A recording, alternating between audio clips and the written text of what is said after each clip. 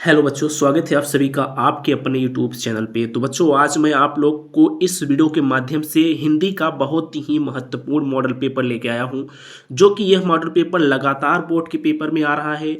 और यह जो है 24 फरवरी को आप लोग का हिंदी का है। तो यह मॉडल पेपर पूरी तरीके से छपने वाला है आप लोग के बोर्ड पेपर में। तो वीडियो को पूरा देखिएगा, वीडियो को कहीं पर भी स्किप मत करिएगा, ताकि आप लोग को वीडियो अच्छे से समझ में आए।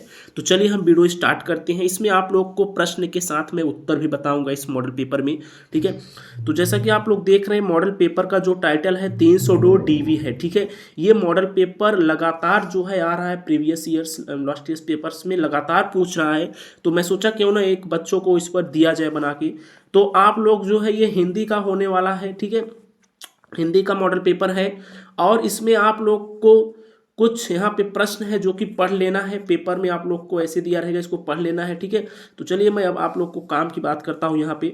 जैसा कि खंड क में आप लोग को यहाँ पे पहला प्रश्न निकल के आया है, सरस्वती पत्रिका का प्रकाशन किस युग में हुआ। ये प्रश्न बच्चों लगातार पूछ रहा है, जिस भी मॉडल पेपर में आप लोग देखेंगे ये प्रश्न जो है पूछा है, ठीक है। तो यह जो है इस साल भी आएगा 24 फरवरी को, ठीक। तो इसमें कह रहा है सरस्वती पत्रिका का प्रकाशन किस युग में हुआ था। तो ये द्विवेदी युग में हुआ था। इसका आंसर हो जाएगा सेकंड नंबर, द्विवेदी युग, ठीक है। तो ये प्रश्न आप लोग जरूर ध्यान देके जाइएगा, ठीक। वही बच्चों, इसमें दूसरा प्रश्न कर रहा है संस्कृत के 4 अध्याय पुस्तक के लेखक हैं, ठीक है।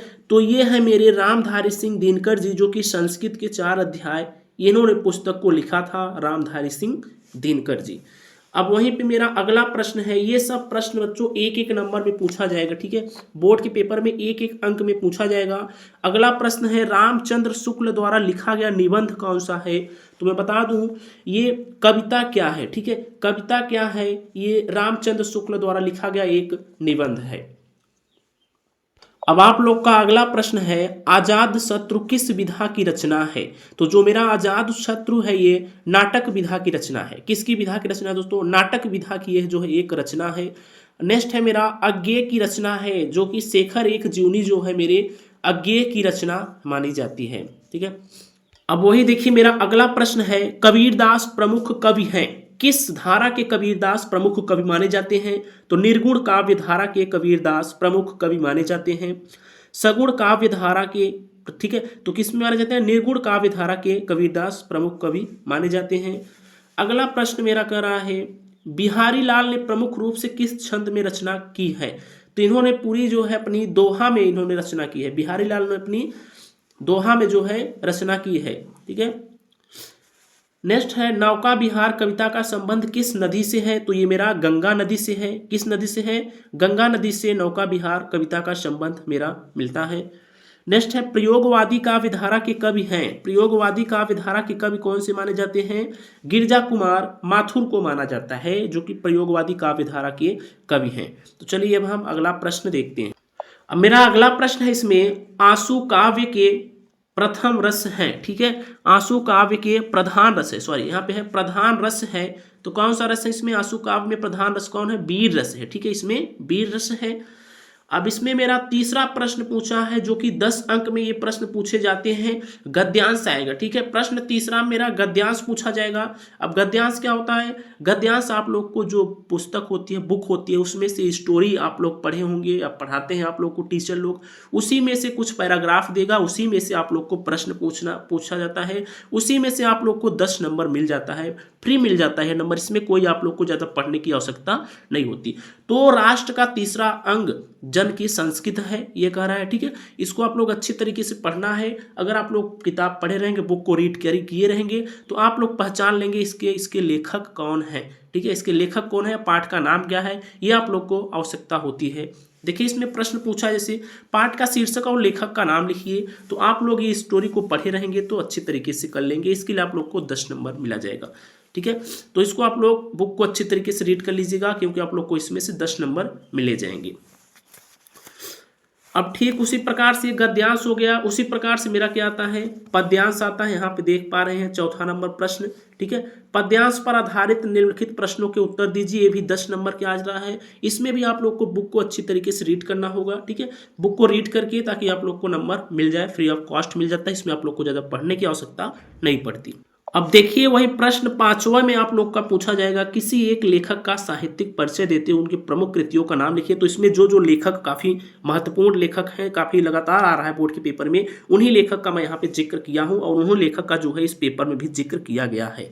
तो जैसा पहला है डॉक्टर हजारी प्रसाद द्विवेदी जी का याद कर लीजिए। ये जीवन परिचय आप लोग को 5 नंबर दिलाने वाले हैं, ठीक है। प्रोजी सुंदर रेड्डी जी का याद कर लीजिए, डॉक्टर एपीजे अब्दुल कलाम जी का याद कर लीजिए। ये 3 जीवन परिचय बेहद ही महत्वपूर्ण जीवन परिचय है आप लोग के बोर्ड के पेपर के लिए, जो कि 5 नंबर ये आप लोग को दिला देंगे, ठीक है।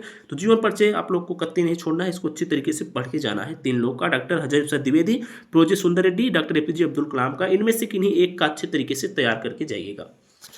ये मेरा लेखक में हो गया। उसी प्रकार से आप लोग को कवि में पूछा जाएगा, ये भी 5 नंबर का मिलेगा। कवि में क्या क्या होगा, जैसे कि अयोध्या सिंह उपाध्याय हरिओत का याद कर लीजिएगा। जयशंकर प्रसाद काफ़ी महत्वपूर्ण, जयशंकर प्रसाद जी का, मैथिली शरण गुप्त का।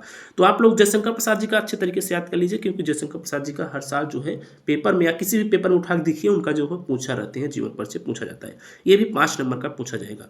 तो लेखक एवं कवि का जीवन परिचय आप लोग को 10 नंबर दिलाने वाले हैं, तो इसको अच्छी तरीके से याद कर लीजिएगा। अब प्रश्न इसमें 6वां पूछा है, बहादुर अथवा ध्रुव यात्रा कहानी की कथा वस्तु का सार लिखिए। अधिकतम 80 शब्द होना चाहिए, इनका जो सार है 80 शब्द होना चाहिए। ये 5 नंबर का दिलाया। बहादुर या तो ध्रुव यात्रा कहानी का पूरी तरीके से आप लोग को सारांश लिखना होगा, इनकी अपनी स्टोरी जो है अपने शब्दों में लिखना होगा इनको, ठीक है। और शब्द सीमा है 80 शब्द होना चाहिए, इससे ज़्यादा नहीं होना चाहिए। ये भी 5 नंबर दिलाएंगे। अब देखिए वही प्रश्न इसमें 7वां का रहा है, स्वपठित खंड काव्य के आधार पर, यानी कि जो आप लोग को पढ़ाया गया है खंड काव्य, किसी एक खंड के प्रश्न आप लोग को उत्तर दीजिए। अधिकतम सीमा 80 शब्द होना चाहिए, भी 5 नंबर का। जैसे स्वर्ण कुमार का चरित्र चित्रण कीजिए, या नहीं पढ़ाया गया अथवा करके दिया है, ठीक है।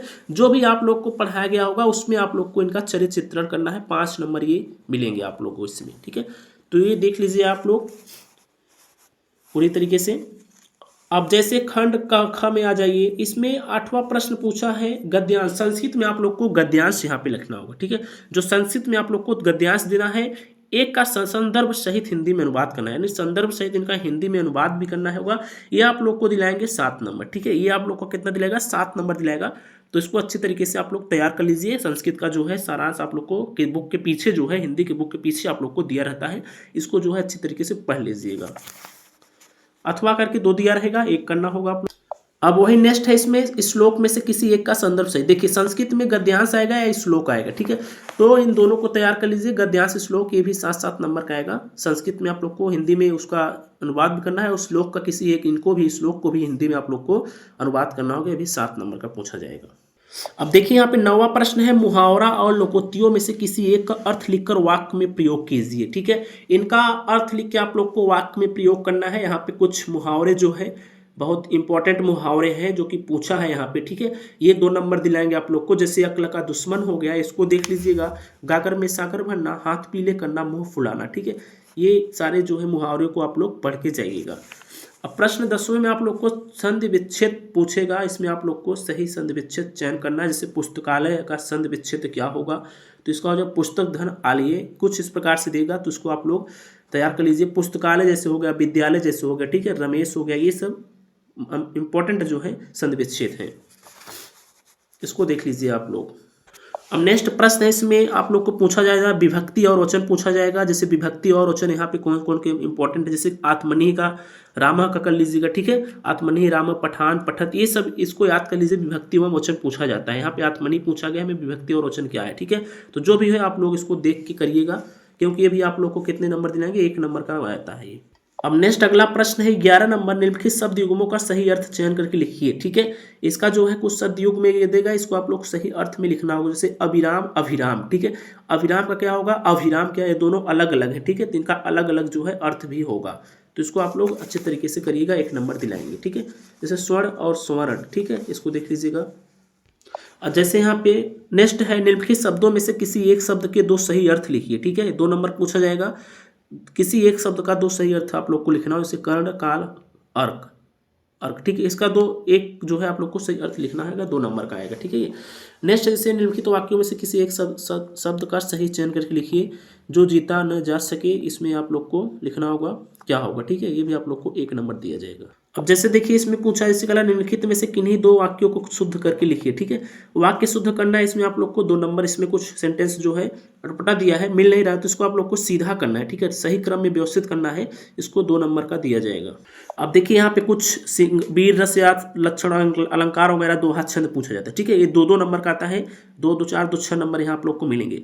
जैसे वीर रस या श्रृंगार रस का लक्षण सहित एक उदाहरण लिखिए। ये दोनों रस आप लोग को याद ही करके जाना है, क्योंकि ये दोनों रस पूछा ही जाएगा। किन्हीं 2 में से एक रस आप लोग को लिखना होगा, या वीर रस या श्रृंगार रस, क्योंकि ये लगातार पूछा जाता है, ठीक है। श्लेष अलंकार अथवा उपमा अलंकार, 2 अलंकार में से किन्हीं एक का आप लोग को तैयार कर लेना है, या तो श्लेष या उपमा अलंकार, ये 2 नंबर दिला देंगे, क्योंकि श्लेष अलंकार उपमा अलंकार लगातार पूछा जाता है, इससे आप लोग को कहीं बाहर से नहीं देगा। दोहा अथवा छंद कुंडलियों छंद का लक्षण, या तो दोहा कर लीजिए या तो कुंडलिया कर लीजिए, 2 नंबर के में पूछा जाएगा, ठीक है। अब नेक्स्ट मेरा यहाँ 13 प्रश्न इसमें कर रहा है, सफाई व्यवस्था है उचित अधिकारी को एक पत्र लिखिए, 4 तो 6 नंबर का। तो सफाई व्यवस्था है, उचित अधिकारी को एक पत्र लिखिए, इसको तैयार कर लीजिए, ठीक है। लगातार ये पूछा है, 6 नंबर का आप लोग को दिलाएगा। या अथवा करके अपने विद्यालय के पुस्तकालय की समस्या के निराकरण हेतु प्रधानाचार्य को एक पत्र लिखिए, 2 में से 1 कर दीजिए आप लोग, ठीक है। 6 नंबर दिला देंगे आप लोग।